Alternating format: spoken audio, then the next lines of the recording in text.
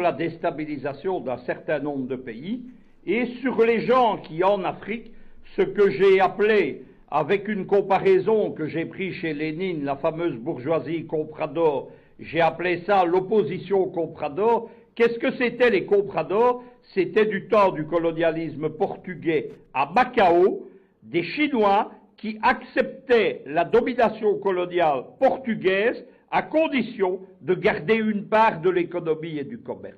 Eh bien, on vit la même chose en Afrique. J'ai longuement averti sur qui était Katumbi. On est, avec le mandat d'arrêt international, dans le noyau, le fond de l'affaire. Si vous suivez les médias occidentaux, on a bâti une grande légende autour de Katumbi, on appelle ça une storytelling, c'est-à-dire qu'on vous invente la vie de quelqu'un.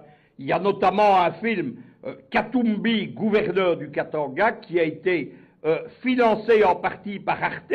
Arte, ce sont les gouvernements de Paris et de Berlin, c'est de l'argent public. Et on nous expliquait que Katumbi était un honnête homme, que c'était quasiment le seul politicien congolais honnête, alors que c'est un affairiste qui a livré le Katanga aux multinationales. Ça, c'est un aspect du personnage. Le deuxième aspect, c'est l'affairisme. L'affairisme, qu'est-ce que c'est? C'est que Katumbi, il appartient à une très grande famille affairiste qui s'appelle en réalité les Soriano. Lorsque vous fouillez dans les dossiers Katumbi, vous voyez qu'il est détenteur de 3 passeports différents, avec 3 nationalités, et que dans ces passeports, il ne porte pas le même nom. Il y a notamment un Moïse Soriano, qui conclut les contrats Soriano, Katumbi, Katumbi bis, on ne sait pas très bien. Troisième chose, Katumbi, c'est le choix d'un scénario politique. C'est l'homme qui a été choisi dès les années Obama, le fameux sommet USA-African Leader, nous sommes à l'été 2014, il a été choisi comme l'homme qui était chargé de dégager la cible principale de ce qui est devenu le printemps africain, qui était Kabila. Kabila invité au sommet USA-African Leader et qui s'est vu opposé à une conférence de presse à John Kerry, qui était le ministre des Affaires étrangères américain de l'époque, et le but était très simple, c'était d'humilier Kabila, qui a été sous-estimé et qui a compris directement ce qui se passait. Que devait être Katumbi? Katumbi devait être le candidat unique de l'opposition. On a, mais les Américains ont l'habitude de le faire, surestimé sa popularité, et on lui a bâti les moyens de ses ambitions politiques. C'est-à-dire qu'il a été pris en main par des réseaux américains, de l'administration Obama, de ce qu'on appelle les vitrines légales de la CIA, de George Soros, ce sont toujours les mêmes gens, et de l'OTAN. Il y a une fondation qui est l'Atlantic Foundation aux États-Unis, c'est la principale fondation de l'OTAN aux USA, c'est elle qui a parrainé Katumbi. Katumbi, qu'est-ce qu'on a fait? On lui a créé tout d'abord une ONG puissante, dont le but officiel, ne souriez pas, ne riez pas, il n'y a pas de quoi, c'est le panafricanisme. C'est la première tentative d'ailleurs d'utiliser le panafricanisme contre les panafricains et contre l'Afrique, puisque c'est un faux panafricanisme dont le but est le néocolonialisme en Afrique. À la tête de cette ONG, qui a des moyens considérables, il y a un ancien conseiller à la sécurité nationale, et vous allez comprendre pourquoi j'ai fait ce long détour,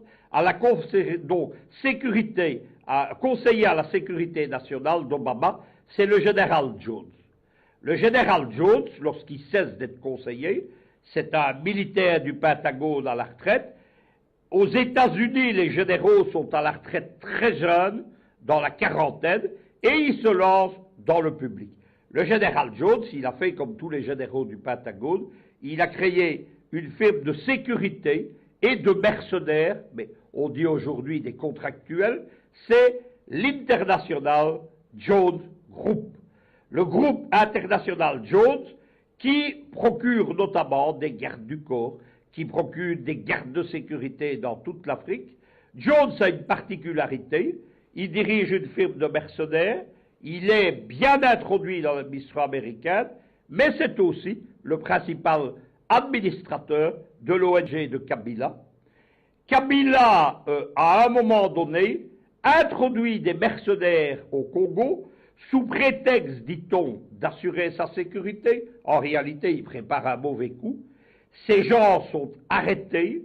Il y a ce sont d'anciens Marines, il y a un de ces Marines qui fait des aveux en présence de ses avocats de la police congolaise devant un représentant de l'ambassade américaine dont il n'est pas molesté, il n'a pas été brutalisé, torturé, etc.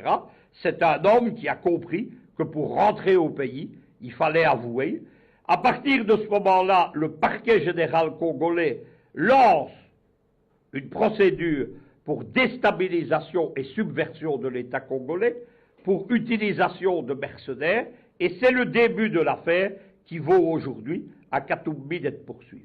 Les affaires judiciaires de Katumbi continuent, l'affaire des mercenaires, il n'y a pas de doute, puisque nous avons des gens en aveu, et que tous les gens arrêtés, ils sont une vingtaine, ils appartiennent à ce Jones International Group, qui est une firme de mercenaires, genre Blackwater, Groupe 10, MPRI, etc.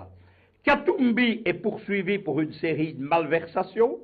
Il y a notamment des spoliations de citoyens congolais dans l'achat de bâtiments. Il est condamné, il est en appel. La presse occidentale, les Belges surtout, nous disent Katumbi, il est innocent. Regardez, il est en appel. Quand vous êtes en appel, vous n'êtes déjà plus innocent, puisqu'il est en appel contre une condamnation.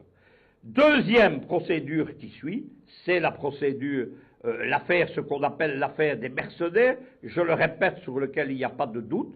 Et ce que veut le parquet général congolais, c'est arrêter la petite musique de nuit, où la presse belge, en particulier Le Monde Afrique, sa petite sœur, la Libre Belgique Afrique à Bruxelles, nous raconte que Katumbi est poursuivi politiquement. C'est un agneau blanc innocent. On l'a empêché d'être candidat.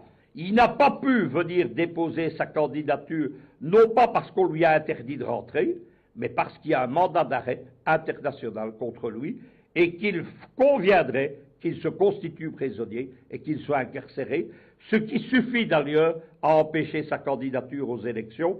Mais Katumbi reste un des jokers des Occidentaux, puisque vous avez vu ce rassemblement de 8 partis de l'opposition congolaise, alors que les candidatures à la présidentielle sont déposées, en cours d'être examinées. Donc, dire maintenant nous allons présenter un candidat unique, ça veut dire qu'on s'apprête à saboter les élections. Et certains de ces partis de ce G8, ce sont des gens qui espèrent toujours présenter un Katumbi avec les moyens américains financiers dont dispose Katumbi comme candidat à la présidentielle. Il était temps que Kinshasa siffle la fin de la récréation. Merci donc à vous, Luc Michel. Eh bien,